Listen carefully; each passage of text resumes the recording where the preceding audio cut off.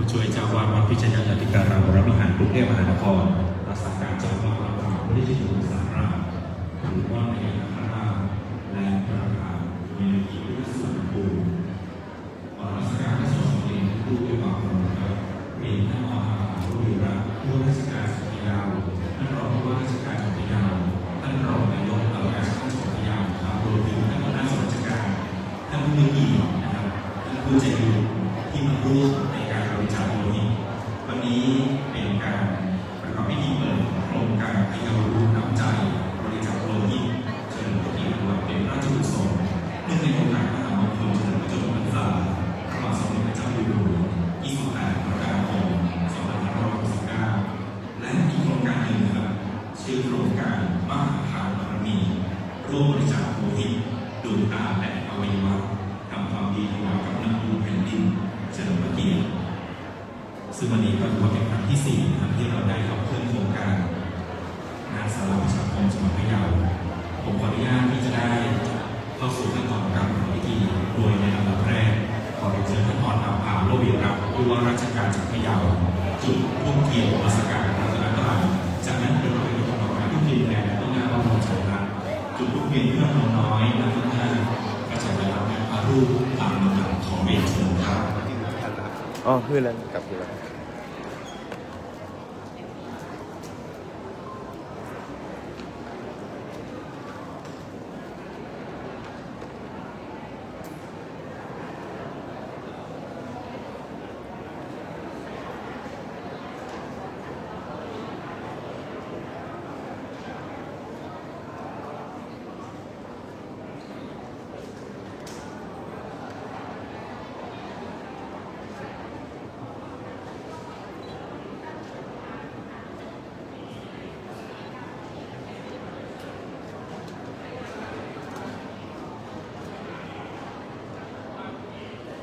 ในเช้าของวันนี้พระอาจารย์พระครูไทย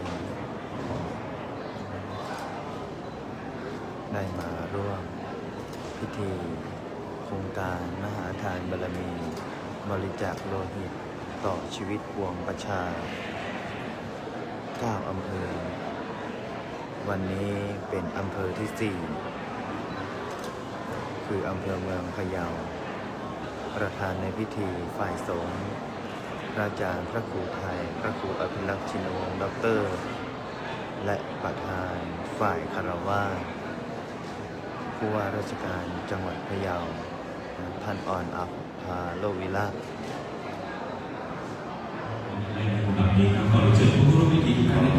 เจริญพรคณะสภาสาธุชนทุกท่านในร่วมอนุโมทนาบุญได้เป็นผู้สัญญาครับความหมายความเคารพพระบรมฉายาลักษณ์พระบาทสมเด็จพระเจ้าอยู่หัว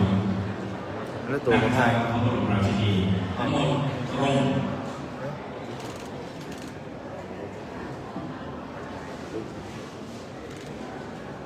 ความหมายความเคารพทั้งหมดตรง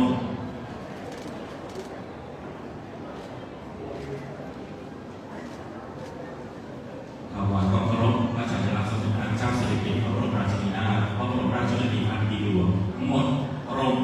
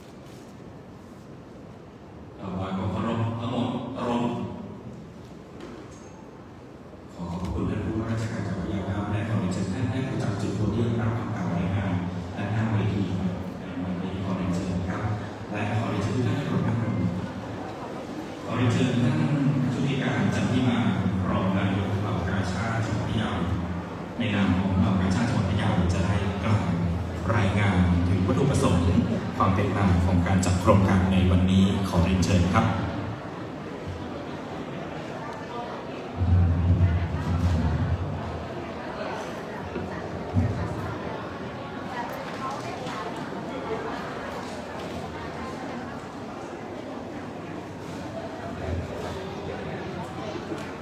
เขียนกับลูกดาบ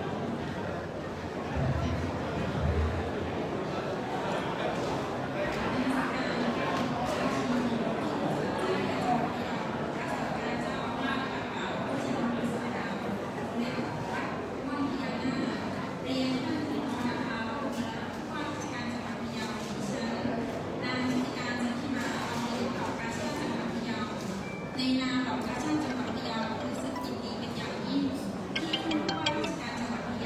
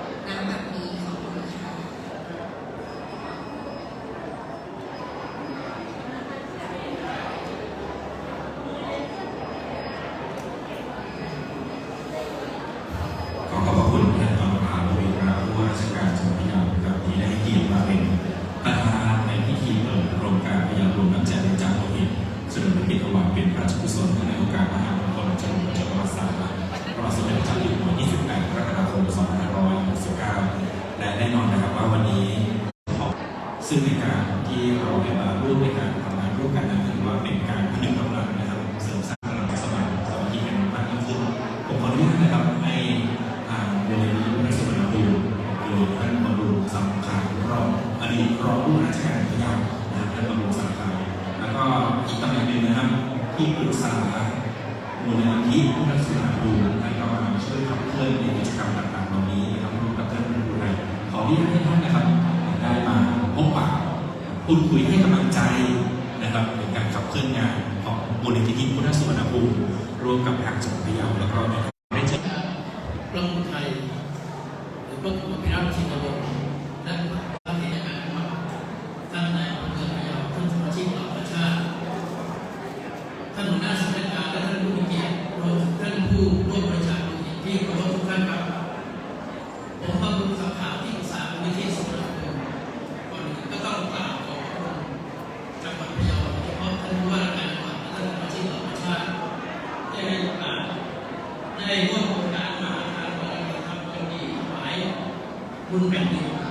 บริจาคโลหิตต่อชีวิตของประชา9อำเภอจังหวัดพะเยาครับ ในนามของที่ปรึกษามูลนิธิพุทธศาสนาภูมิขอเรียนทุกท่านว่ามูลนิธิพุทธศาสนาภูมิได้ก่อตั้งมานานแล้วนะครับอยู่ที่กรุงเทพมหานครแต่บทบาททางสังคมนั้นผมก็เรียนท่านไทยว่าเราต้องดึงมูลนิธิเนี่ยมาทำประโยชน์ให้กับคนจังหวัดพะเยาเพราะว่าอะไรครับเพราะว่าทางมูลนิธิพุทธศาสนาภูมิเป็นมูลนิธิที่ได้ก่อตั้งวัดป่าพุทธชินราสารามขึ้นมาซึ่งได้รับราชทานทำวัดจนประกาศเป็นวัดเมื่อปีพุทธศักราช2565ที่ผ่านมาขณะนี้4 ปีกว่าที่มูลนิธิได้สร้างวัดป่าพุทธชินราสารามและก็เป็นที่รู้จักแพร่หลายโดยทั่วไปในการดำเนินการของมูลนิธิสุนทรภูมิอีกอย่างหนึ่งที่นี่ก็ได้นำเรียนแล้วว่าทางมูลนิธิพุทธศาสนาภูมินั้นนอกจากดำเนินกิจกรรมทางศาสนาในการก่อสร้างวัดและต่างๆยังมีส่วนหนึ่งก็คือกิจกรรมสาธารณกุศลเพื่อสังคมและในครั้งนี้ก็ได้โครงการตามมหาบารมีอย่างที่ทุกท่านได้ทราบดีแล้วแต่มูลนิธิเราไม่ได้ทำแค่นี้นะครับยังมอบทุนการศึกษาให้เด็กที่ยากจนคนที่ยากไร้ได้เยี่ยมผู้ป่วยติดเตียงมอบทุนยังชีพได้สร้างบ้านพักให้กับคนที่ยากไร้เช่นเดียวกันร่วมกับการชาติและยังได้สร้างอาคารสำหรับผู้พักเพื่อรักษาตัวให้กับและนอกจากนั้นมูลนิธิพุทธศาสนาภูมิก็ยังยินดีที่จะรับใช้สังคมยินดีที่ทำงานร่วมกับภาคประชาชนและก็โดยเฉพาะจังหวัดพะเยาโดยเฉพาะกาชาติจังหวัดพะเยาในเรื่องการกุศลต่างๆฉะนั้นในโอกาสนี้ผมตั้งแต่อดีตจนถึงปัจจุบันและวันนี้และหวังเป็นอย่างยิ่งว่าในอนาคตก็จะได้ร่วมงานกันอย่างยั่งยืนเพื่อพัฒนายกระดับสังคมคนจังหวัดพะเยาที่ได้โอกาสที่มีความยากลำบากโดยเฉพาะการบริจาคโลหิตในวันนี้การบริจาคโลหิตที่ไปช่วยเหลือพี่น้องคนที่ยากลำบากในการเจ็บป่วยรักษาพยาบาลการชาติช่วยเหลือสังคมโดยไม่เลือกเชื้อชาติศาสนาและวัฒนธรรมฉะนั้นสิ่งที่เราได้ทำงานร่วมกันในวันนี้ผมต้องขอบคุณอีกครั้งหนึ่งในนามมูลนิธิสุนทรภูมิและโอกาสข้างหน้าก็จะได้ไปร่วมกับท่านในโอกาสต่อไปครับวันนี้ขอขอบคุณครับ ครับขอขอบพระคุณครับท่านบำรุงสังขาวอดีตรองผู้ว่าราชการจังหวัดพะเยาจริงๆต้องบอกว่าท่านก็คุ้นเคยกับจังหวัดพะเยาของเราเป็นอย่างดีนะครับในการปฏิบัติในอายุราชการก่อนการเกษียณอายุราชการวันนี้ก็ยังปรารถนาตนในทางพระพุทธศาสนาเป็นลูกศิษย์ของท่านพระครูไทยแล้วก็มาช่วยงานทางมูลนิธิพุทธสุวรรณภูมิด้วยนะครับและที่สำคัญต่อจากนี้นะครับจะขาดไม่ได้นั่นก็คือท่านพระครูไทยหรือพระอาจารย์พระครูพิรัตน์ของการมาให้ทานบริจาคในครั้งนี้และที่สำคัญนะครับสิ่งที่เราได้ร่วมกันทำก็จะเป็นภาวะปัจจัยหนุนส่งให้ทุกท่านนะครับได้มีแต่ความสุขความเจริญนะครับเจริญในธรรมพระพุทธศาสนาขอรัตนาพระครูพิรัตน์จินวงศ์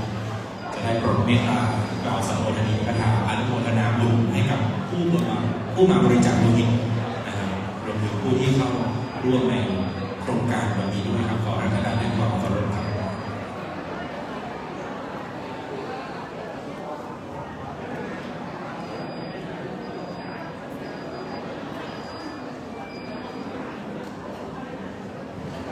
ข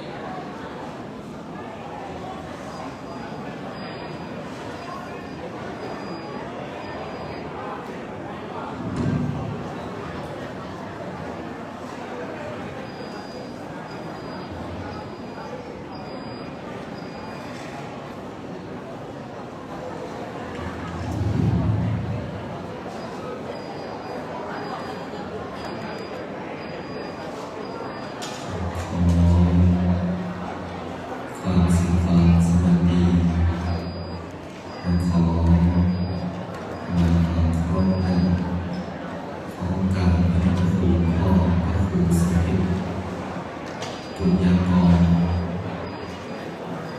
รองเจ้าคณะอำเภอเมืองพะเยารักษาพงแก้วขอความเคารพและขอมาร่วมดูในวันนี้ด้วยขออนุโมทนาเจริญพรหลวงพี่อนุภาโลวิรัตท่านผู้ว่าราชการท่านเป็นที่สงสัยแก้วเสนารองผู้ว่าราชการจังหวัดพะเยาท่านรองรักษาและองค์การอัยการจังหวัดท่านชุติการจันทิมา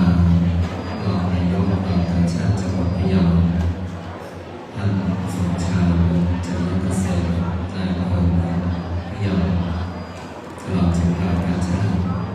จังหวัดพะเยาตลอดถึงเจ้าหน้าที่หน่วยงานราชการ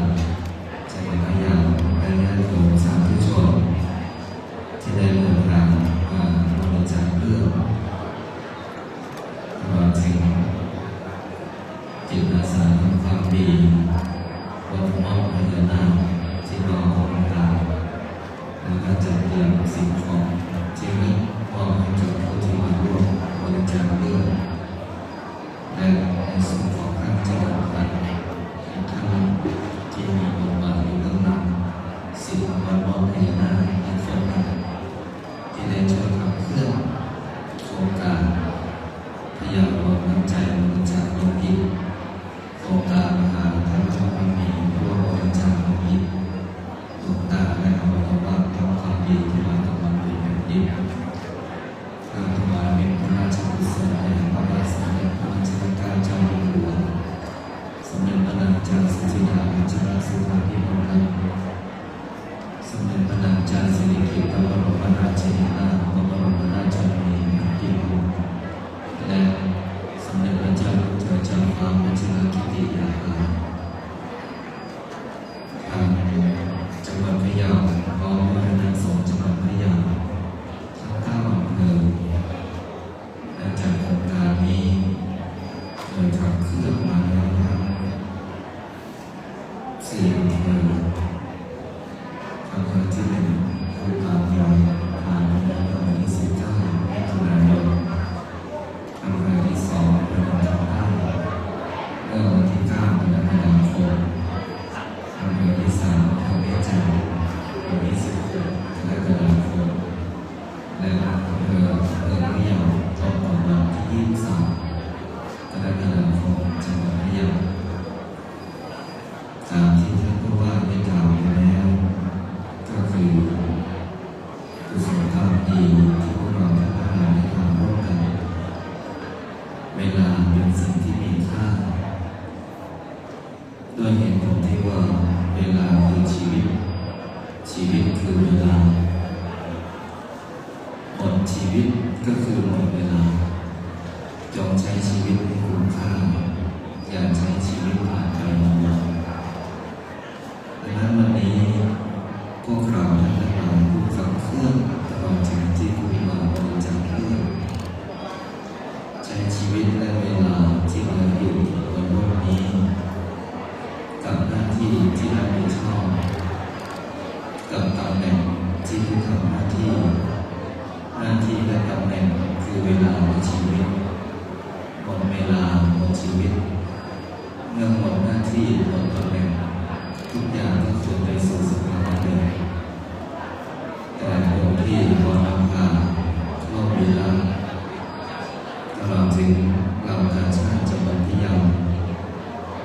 ทุกหน่วยงานราชการที่อยู่ในหน้าที่อยู่ในตำแหน่งเล็งเห็นความสำคัญของชีวิตไม่ใช่ชีวิตตัวท่านเองแต่เป็นชีวิตของเพื่อนมนุษย์ที่อยู่ร่วมกันบนโลกนี้และเล็งเห็นชีวิตของพี่น้องชาวจังหวัดพะเยาท่านผู้ว่าเป็นคนอำเภอชัยภูมิแต่ท่านก็รักคนจังหวัดพะเยาเป็นพี่น้องเช่นเดียวกับท่านรองอดีตผู้ว่าจังหวัดพะเยาท่านผู้พี่อรุณสังขารชีวิตของท่านอยู่ในราชการและตำแหน่งเกษียณอายุราชการที่รองผู้ว่าจังหวัดพะเยาถึงแม้ ม้ว่าท่านจะเป็นคนง่ายแต่ท่านก็รักจังหวัดพะเยาเหมือนพี่น้องจริงๆเมื่อท่านเป็นเสียราชการท่านก็เป็นที่ยังมีความสามารถอาจารย์จะได้เชิญท่านมาเป็นที่ปรึกษาในที่พุทธสวนดำเนินวันนี้เพิ่งเปิดตัวอยู่เบื้องหลังมานานนะดังนั้นคนที่เกิดมามีแต่คนคอยช่วยเหลือถือว่าเป็นคนที่มีบุญ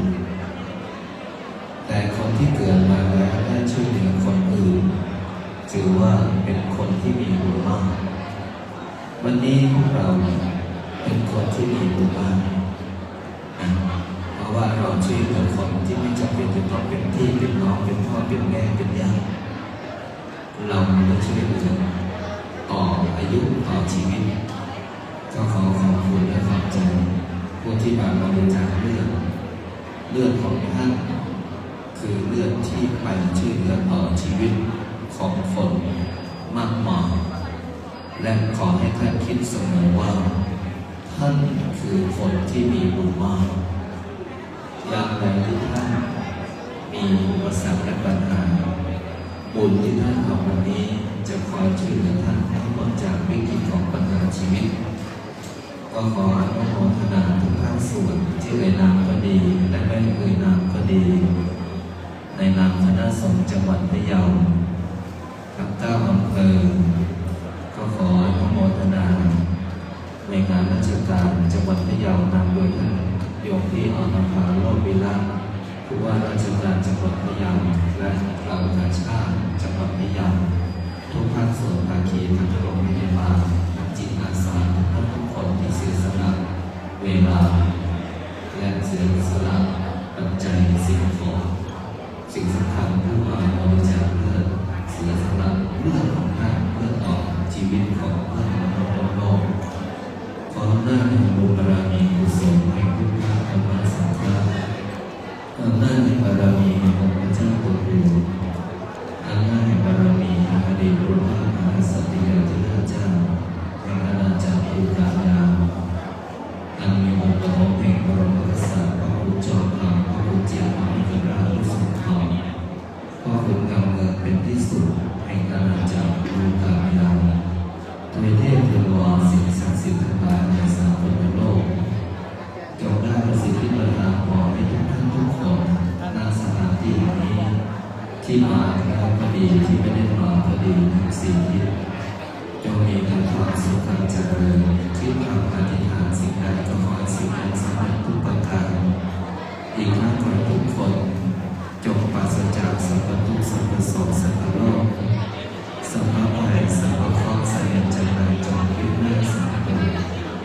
ขอให้ทุกท่านทุกคนอย่าโกรธอย่าหยาบอย่ายากอย่าจนให้มั่นให้มีให้ร่ำให้รวยมีเงินมีทองเงินกินเงินเก็บเงินใช้มีสุขภาพร่างกายที่แข็งแรงมีอายุขัยที่ยืนยาวถึง100 ปีทุกท่านทุกคน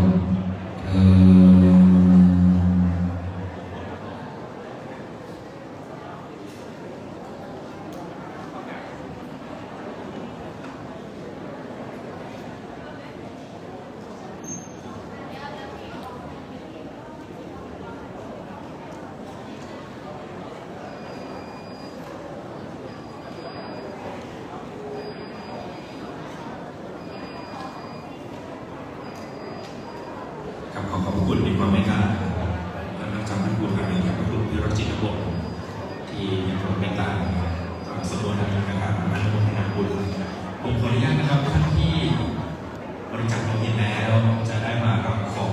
ที่ระลึกนะครับจากท่านผู้ไทยขอให้เชิญท่านประมุขสังฆะด้วยนะครับมาร่วมในการมอบของที่ระลึกนะครับขอให้เชิญท่านมาร่วมกับท่านผู้ไทยท่านประมุขสังฆะมาจะของ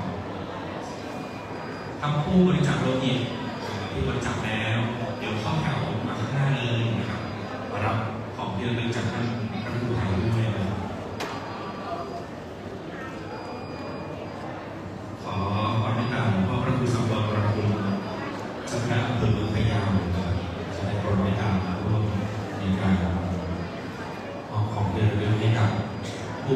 หิตอันนี้คือท่านที่บริจาคโลหิตแล้วนะฮะแต่ท่านที่นะครับบริจาคโลหิตเสร็จและยังไม่ทันมารับในช่วงนี้ก็ไปนั่งพักคอยก่อนเดี๋ยวเราก็มารับในภายหลังคุณพี่ไม่ต้องนั่งก็ได้นะครับขึ้นเวียนขึ้นก็ได้ไม่ต้องนั่งนะครับแค่ตรงตัวว่าให้สวยๆรับไว้2 มือแล้วก็เดินออกไปพักผ่อนได้เลยนะครับขอบคุณครับอนุโมทนาบุญด้วยนะครับที่ท่านได้มาร่วมบริจาคโลหิตในวันนี้ก็ถือว่ามาสร้างทานบารมีด้วยกันมหาทานบารมีคือบารมีที่ยิ่งใหญ่การให้ย่อมเป็นที่รักนะครับการให้ย่อมได้รับการตอบแทนในสิ่งที่ดีในโลกนี้จะมีอยู่แค่2 อย่างนะครับถ้าเราทำความดีเราก็จะได้บุญนะครับทำอะไรที่เป็นการช่วยเหลือเราก็จะได้รับการตอบแทนง่ายๆแค่นั้นเองแล้วก็ส่วนที่2ในโลกนี้นะครับก็คือถ้าทำไม่ดีเราก็ได้บาปได้สิ่งที่ไม่ดีตอบแทนมาก็ให้ท่านเลือกเอานะครับว่าเราเลือกที่จะทำดีหรือเลือกที่จะทำไม่ดีถ้าเลือกดีก็ได้บุญได้กุศลได้อานิสงส์พลังบุญแต่ถ้าทำไม่ดีนะครับก็ได้สิ่งที่ไม่ดีนะครับสำหรับ5 ท่านแรกนะครับมีหมวกกันน็อกกับแก้วเอติด้วยนะครับท่านก็สามารถไปรับกับทางเจ้าหน้าที่ได้นะครับวันนี้นะครับทางห้างเจริญพันธุ์ครับได้ส่งสนับสนุนนะครับเป็นเงินขวัญถุงเป็นค่าเดินทางประวัตินะครับให้กำลังใจในเรื่องนั้นไม่มีท่านไหนที่บริจาคโลหิตนะ5 คนแรกขอมารับให้ท่านเอติของเราประชาชนครับเดี๋ยวผมขออนุญาตให้ไปรับกับท่านผู้ว่าราชการจังหวัดพะเยานะครับนายกเหล่ากาชาดจังหวัดพะเยานะครับ5 ท่านแรกเมื่อกี้นู่นเลยนะครับ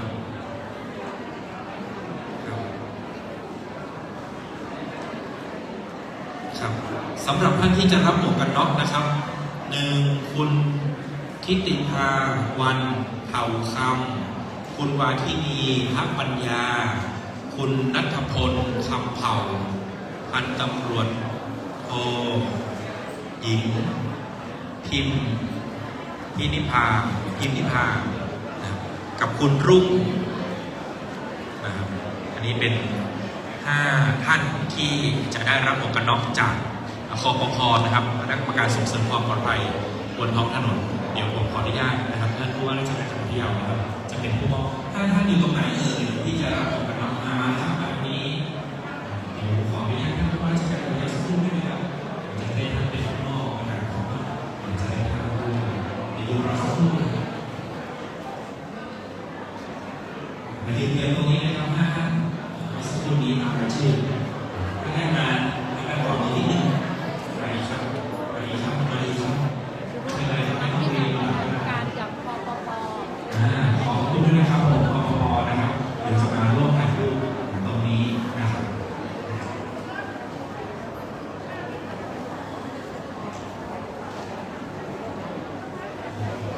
ท่านเหล่ากาชาดเป็นเชิญมาดูภาพด้วยนะครับเหล่ากาชาดจังหวัดพะเยาเดี๋ยวขอชุดที่2มานั่งด้านหน้าพระสงฆ์ด้วยครับ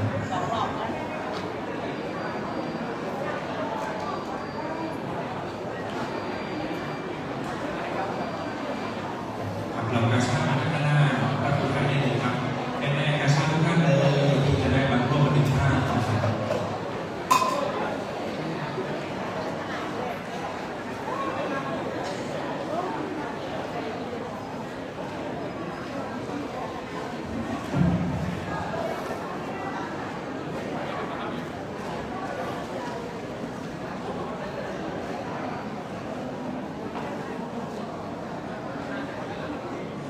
เรือนจำจังหวัดพะเยา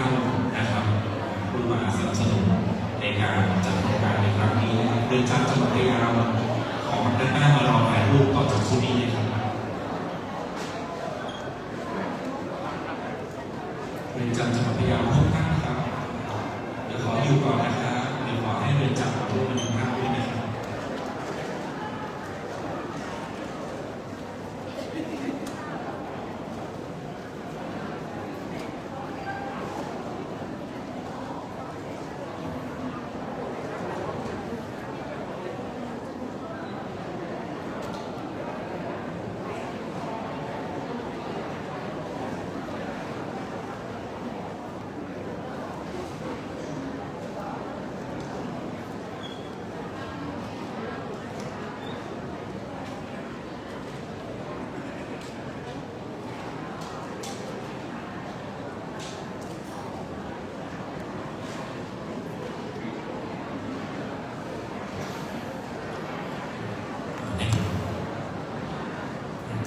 ทุกภาพผมขออนุญาตต่อจากนี้อีก2ชุดนะครับ ก็คือชุดของเรือนจำจังหวัดพะเยาแล้วก็ชุดของทาง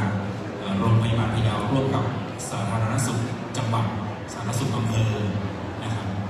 ขออนุญาตเป็น2ชุดปิดท้ายนะครับเพราะว่าในขั้นตอนการประกอบพิธีต้องกระชับเวลาเล็กน้อยนะครับต้องขอกราบอภัยด้วยนะครับ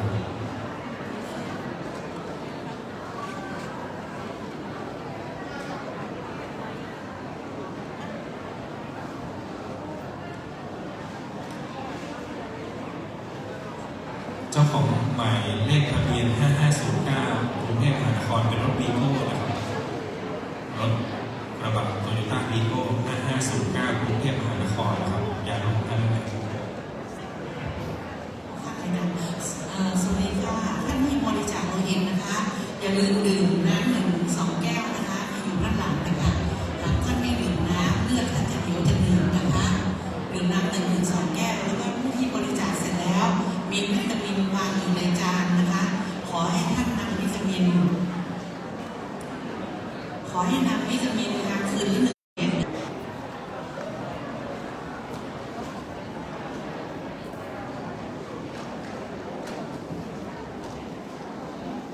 ที่เป็นฝั่งรุ่นหนึ่งขึ้นนะครับ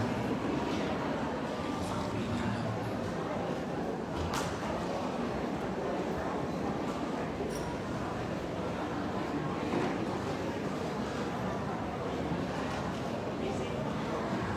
ในชุดต่อไปนะครับทางโรงพยาบาลพะเยาสำนักงานสาธารณสุขจังหวัดพะเยาเชิญได้เลยนะครับก็อย่าลืมนะครับที่เราได้ประชาสัมพันธ์ไปก่อนหน้านี้นะครับการปฏิบัติตนในเรื่องของการบริจาคโลหิตก็จะมีอยู่2 ส่วนนะครับก่อนบริจาคก็ต้องพักผ่อนให้เพียงพอดื่มน้ำให้เยอะบริจาคแล้วนะครับก็ให้มาดื่มน้ำนะครับก็จะมีวิตามินแจกไปให้ท่านด้วยนะครับแล้วก็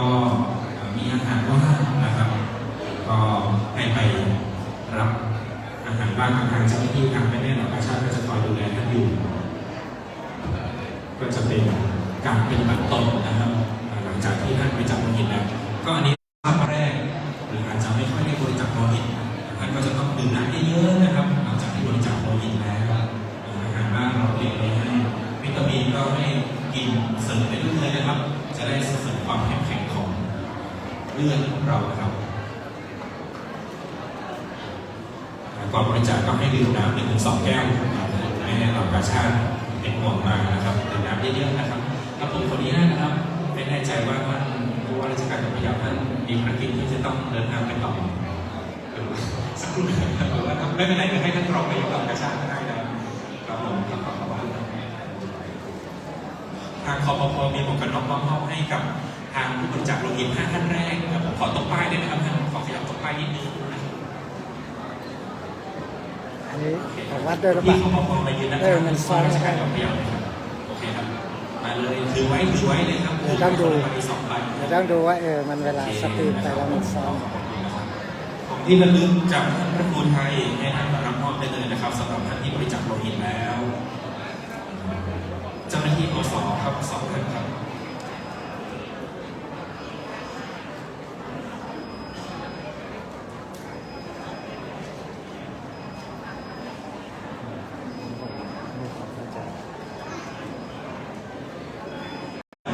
ผู้มาร่วมนะครับวันนี้ไม่ต้องน้อยใจนะครับขอเรียนเชิญนะครับส่วนราชการ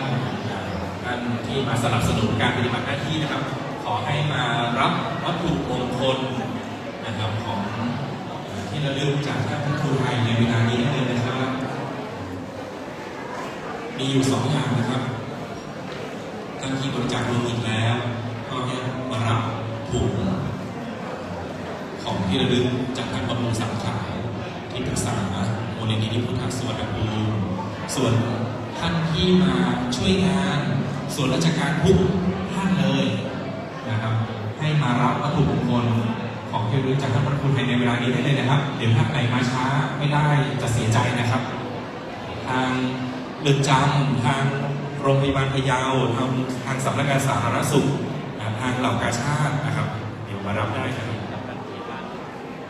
หัวหน้าส่วนราชการท่านกำนันผู้ใหญ่บ้านนะครับ ก็มารับวัตถุมงคลจากท่านพระครูไทยได้เลยนะครับมาเลยครับเรียนเชิญแม่ๆเหล่ากาชาติมาก่อนเลยครับวัตถุมงคลปิดท้ายนะครับ ถ้าท่านไม่ได้รอบนี้ อาจจะหาได้ยากแล้วนะครับเรียนเชิญท่านจุติการจันทร์นี้มา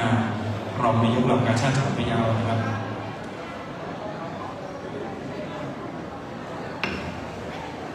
เรียนเชิญได้เลยครับเหล่ากาชาติส่วนราชการนะครับท่านเจ้าหน้าที่ผู้มาปฏิบัติงานผู้สนับสนุนการออกหน่วยรับบริจาคโลหิตก็เรียนเชิญนะครับมาร่วมกันผู้ที่บริจาคโลหิตแล้วก็ดื่มน้ำเยอะๆนะครับ3 แก้วยิ่งดีนะครับมากกว่านั้นก็ได้นะครับก็จะทำให้เรารู้สึกผ่อนคลายนะครับก็จะได้ไม่หน้ามืดไม่วิงเวียนศีรษะด้วยจุดรับน้ำดื่มจุดอาหารว่างอยู่ทางด้านขวามือนะครับโต๊ะที่คลุมด้วยผ้าสีแดงเนาะถ้าท่านนั่งพักสักครู่1-5 นาทีเป็นอย่างน้อยรู้สึกว่าตัวเองโอเคแล้วก็มารับของที่ระลึกนะครับทั้งเงินของห้างเจริญพันธุ์Department Storeด้วยทั้งของที่ระลึกจากทางเหล่ากาชาติแล้วก็เป็นของที่ระลึกจากมูลนิธิพุทธสุวรรณภูมิด้วยนะครับที่ด้านหน้าเวทีจุดของที่ระลึกจะมีอยู่3 จุดก็มารับได้เลยแต่ท่านต้องดื่มน้ำเยอะๆก่อนนะครับต้องนั่งพักให้รู้สึกว่าตนเองดีขึ้นก่อนเนาะแต่ก่อนที่จะบริจาคโลหิตก็สำคัญเช่นเดียวกันนะครับก็ให้ดื่มน้ำเยอะๆนะครับ2 แก้วก็ดี3 แก้วก็ได้อันนี้เป็นแนวปฏิบัติวิธีการดีๆนะครับที่ทางเจ้าหน้าที่ที่ทางเหล่ากาชาตินะครับได้ให้คำแนะนำมานะครับของที่ระลึกถ้ากินไม่หมดก็ถือติดไปได้เลยหรือว่าจะใส่ในถุงนี้ก็ได้เนาะโอเคครับขอบคุณอนุโมทนาบุญด้วยนะครับครับผมนั่งพักก่อนไม่ต้องรีบนะครับของมีเยอะนะครับไม่ต้องรีบวันนี้เราเตรียมมาให้ครบทั้งหมดเดี๋ยวท่านไหนที่รับวัตถุมงคลจากท่านพระครูไทยแล้วนะครับเราก็มาปฏิบัติหน้าที่ตามหน้าที่ของตนเองเลยแล้วก็พระครูไทยท่านก็จะมาให้กำลังใจ